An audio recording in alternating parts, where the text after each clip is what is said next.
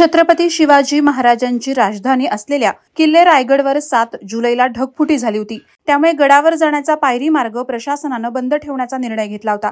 दिनांक 12 जुलै शुक्रवार रोजी महादरवाजाजवळील पायरी मार्गावर दरड कोसळल्याची घटना घडली आहे। सुदैवानं पायरी मार्ग बंद असल्याने मोठा अनर्थ टळला असून कोणतीही जीवितहानी झाली नाही।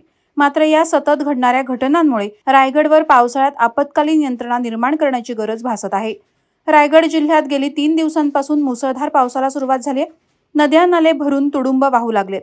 महाड तालुक्यात देखील मुसळधार पाऊस पडत असून दरडींचं आसमानी संकट महाडकरांवर कायम आहे। स्वराज्याची राजधानी असलेल्या रायगडवर मागील काही दिवसांपूर्वी ढगफुटी झाल्यामुळे मोठ्या प्रमाणात शिवभक्त अडकले होते।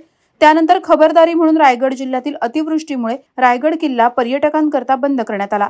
पोलीस प्रशासनाकडून पायी जाणाऱ्या चित्त दरवाजा आणि नाणे दरवाजा येथे बंदोबस्त लावण्यात आलाय। मात्र दिनांक 12 जुलै रोजी खूबलढा बुरुज वाळसुरे खिंडीजवळ भीषण भूस्खलन होऊन दरड कोसळली।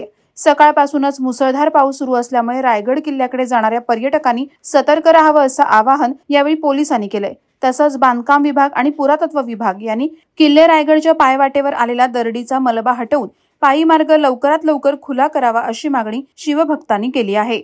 वादळवारा लाईव्हसाठी रामदास चव्हाण, महाड।